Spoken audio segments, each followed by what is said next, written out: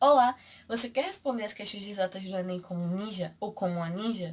Então, fica até o final desse vídeo para saber como se faz.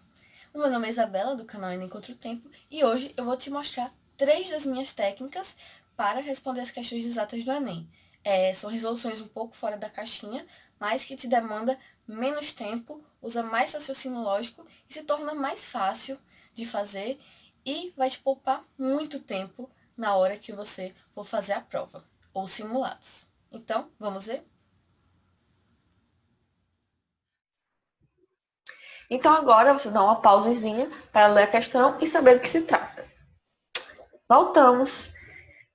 Primeira coisa, você pode ter percebido aí que essa questão é uma questão bem facinha. Então realmente ela é. Mas, exatamente por ela ser bastante fácil, que você tem que resolver ela no menor tempo possível. Por quê? O que você ganha com isso? Você vai ganhar duas vantagens sobre isso. Quando você responde uma questão bastante fácil, na metade do tempo que normalmente as outras pessoas vão responder essa questão, você leva a vantagem cronológica e a vantagem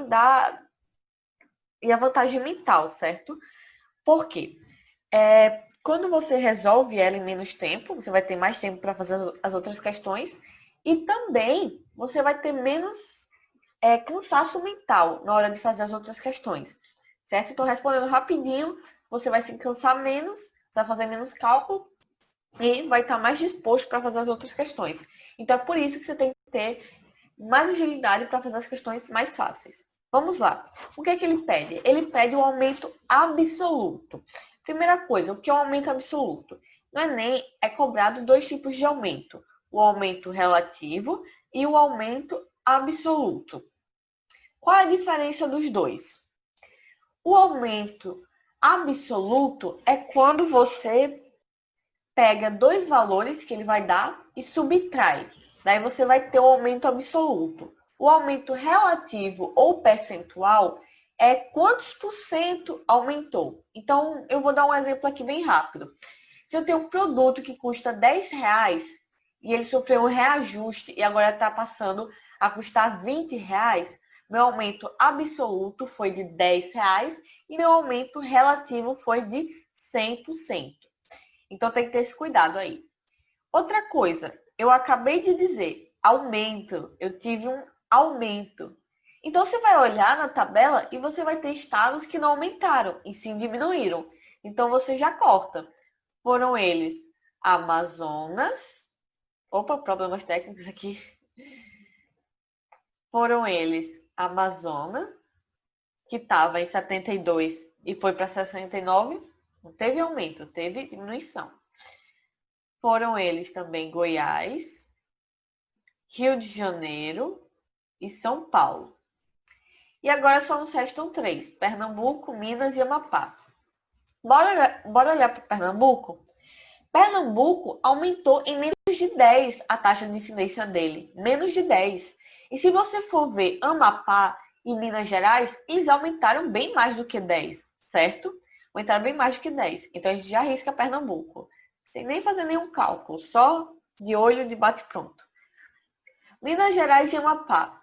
Vamos fazer essa conta de cabeça? De 9 para 7 são 2. 2 menos 30 é 28. E 28 mais 0,1, 28,1. Minas Gerais, vamos também fazer de cabeça. 0,3 para 0,2 é 0,1. 0,1 menos 27 é 26,9. Então aqui, veja bem, a gente só precisou fazer dois cálculos propriamente ditos e a gente ainda fez de cabeça para ficar uma coisa mais rápida. Então, se fosse do jeito convencional, a gente ia ter que subtrair tudo, aí ver que um deu negativo, já descarta os negativos. Aí depois pegar só os positivos e aí fazer de um por um. Não, a gente já viu que não tinha como ser Pernambuco porque o aumento dele era visivelmente menor. E daí a gente fez essas continhas rápidas de Amapá e Minas. E daí a gente já fez essa questão em bem menos tempo do que a maioria das pessoas faria. Então a gente já ganhou essa vantagem aí. Tá certo? Vamos para a próxima questão. Então, gente, antes de ir para a questão propriamente dita, a gente vai ver aqui uma regrinha. É o seguinte, Quando a gente tem um valor X e eu digo que eu aumentei, que eu tive um aumento de 100%, eu vou pegar meu valor X e adicionar ele de novo. Então, vou ter 2x. Se eu digo que eu tenho um valor X e ele aumenta 200%, eu vou ter X mais 100% mais 100%. Eu vou ter 3 vezes o valor de X. Se eu tenho um valor X e eu aumento 300% ele, eu tenho um aumento de 300%, eu faço 4 vezes o X. Então, olha essa relação. De 100, se aumenta 100%, eu multiplico por 2. Se aumenta 200%, eu multiplico por 3. Se aumenta 300%, eu multiplico por 4. E por aí vai. Então, vocês entenderam? Vocês pegaram essa relação? Vamos fazer aqui a próxima questão e que vocês vão aplicar esse método aqui.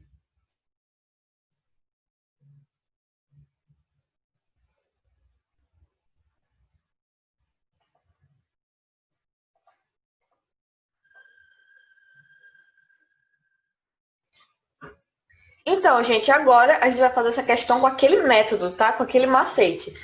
O que acontece? A gente vai fazer aqui com o mínimo de cálculo possível. Se fôssemos resolver da maneira original, a gente faria lá pela fórmula do aumento percentual e seriam as continhas meio chatas. Não é isso que a gente quer, tá? Esse é o tipo de questão para você se destacar e fazer bem mais rápido que as outras pessoas. Vamos lá. Ele quer saber qual foi o aumento percentual de 2007 para 2011, certo? Então, como é que a gente vai fazer essa conta aqui sem muito cálculo?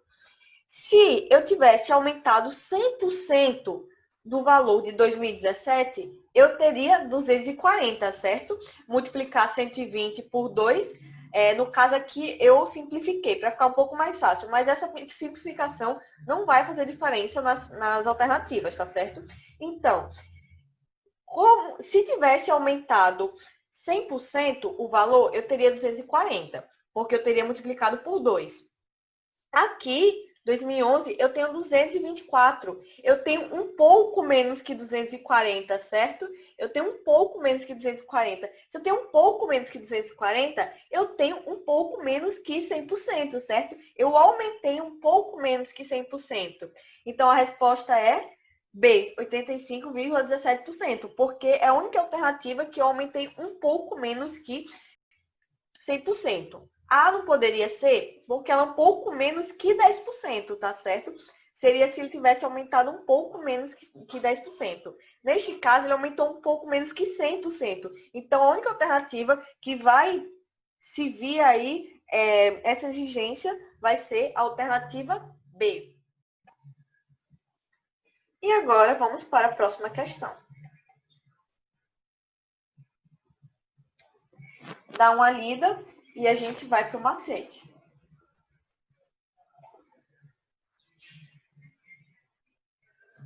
Vamos lá para a solução. Você vai fazer a conta lá, né?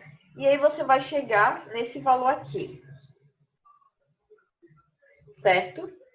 Que vai ser qual é o percentual da área da agricultura em relação à área total do Brasil. Então, você vai ter que fazer essa continha aqui para saber. Só que você não vai dividir 80 por 853 na hora, porque vai ser muito complicado. Então, a gente vai ver uma maneira bem mais fácil de fazer essa divisão. Ou melhor, de saber o resultado, na verdade, sem nem fazer essa divisão. Vamos lá. Esse método eu chamo de arredondar para cima, arredondar para baixo. O que seria isso? Eu vou ver qual vai ser o número que seja divisível por 80, arredondado para baixo, e qual vai ser o número mais próximo divisível por 80, arredondado para cima, certo? Então, vamos ver aqui. O número divisível por 80, arredondado para baixo, mais próximo é o 800, certo? É o 800. Então, eu vou colocar 80 dividido para 800. E ela é uma fração maior do que a minha fração original. Para você saber comparação de fração, eu indico que você assista o meu vídeo de comparação de fração que eu fiz. Eu vou deixar aqui embaixo na descrição. Eu recomendo muito, porque eu mostro formas bem fáceis de você saber qual é maior, qual é menor, em diversas situações. como diversos macetes para você fazer lá na hora de questões de fração. Tá muito completo, tá muito bom. Então dá uma olhada lá, certo? Então vamos lá. Para adiantar aqui a situação, eu vou logo falar que quando você arredonda para menos, você vai ter uma fração maior. E quando você arredonda para mais, você vai ter uma fração menor. Mas eu recomendo que você entenda isso e não só decore. E para entender, é muito importante que você assista meu vídeo. Então, vamos lá. Aqui eu coloquei 80 dividido para 800, corto os zeros, eu vou ter 8 sobre 80, que é a mesma coisa que 1 sobre 10, que é a mesma coisa que 10%, certo? E agora, a minha fração que eu arredondei para mais, que eu arredondei o meu numerador para mais. Meu denominador para mais, na verdade. O que acontece? Eu vou cortar de novo, né? Simplificar por 10, e aí vai ficar 8 sobre 80. Ou seja, divide por 8 em cima, 8 embaixo, vai dar 1 onzeavos. Se você dividir 1 para 11, você vai ter esse valor aqui, certo? Na verdade, é uma dízima. Esse valor corresponde a 9,09. Daí eu dei uma arredondada para 9,1.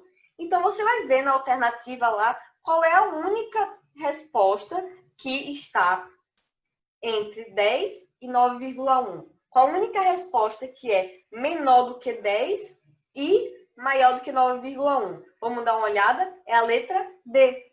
Então, aqui, você fez essa questão, né? Você chegou no valor, você chegou nesse valor aqui, mas para dividir seria mais chatinho. Então, você faz essas duas frações, compara. Você, assim, pode imaginar que você fez muito mais conta do que eu faria se eu colocasse lá 80, Lzinho 853.